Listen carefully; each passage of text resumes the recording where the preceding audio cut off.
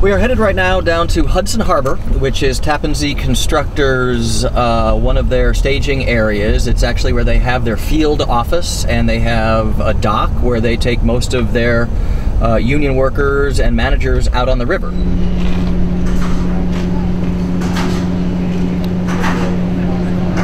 Hi, how are you?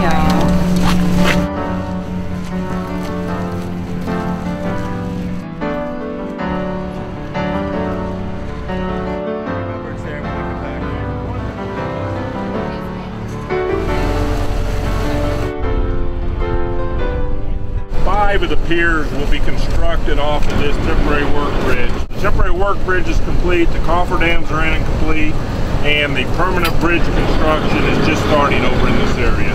So, like I say, the temporary work bridge is just to support the cranes during construction, so we don't have to push the barges all the way to the shoreline. This gives you a feel for where the new bridge is going to go. You know, those pilings are going to be the base of the new bridge, so you're getting the feel for it. Out where the big cranes are where the main span towers are, and those pilings are now complete too. That's kind of the biggest news today, is that the footings, or the pilings for the main span are now complete, and you'll see that probably at our next stop.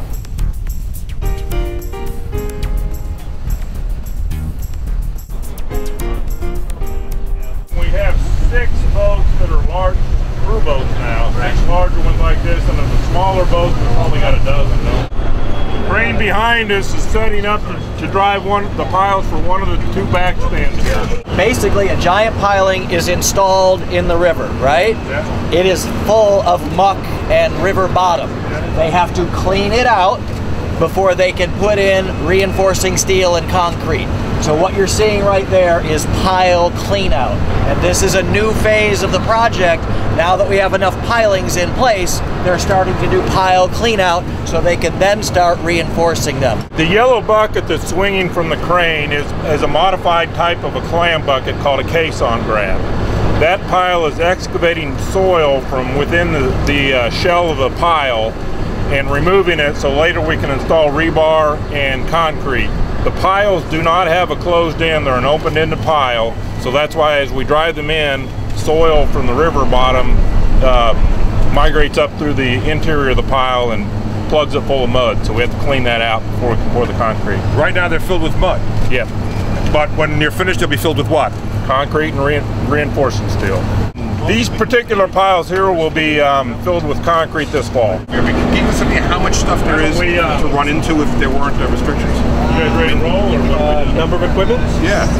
We're probably pushing 100 pieces of equipment between our tugboats, our boats, and equipment barges right now. How long do you expect these boating restrictions to be in effect?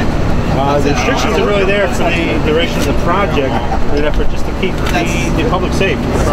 This summer, as the boat traffic comes in, you expect there to be an enforcement issue? We are coordinating with the local municipalities, the police services.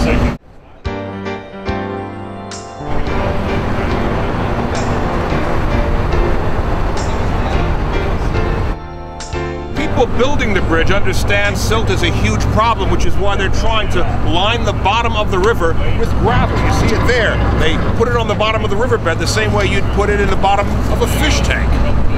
The main focus out here right now is really the pile installation, getting this strong foundation for this 100-year bridge. 20% of the 1,000+ pilings have been installed in the river, approximately 200 of them. They are now, some of them being cleaned out and reinforced with concrete and steel in the future. But the main focus for the next year or so is really the pile installation, reinforcing those pilings, and putting the caps on top of them. Over the summer, you'll start to see more and more concrete work out on the river. So you'll, on top of the pilings that have been driven, you'll see some concrete structures being built on top of those.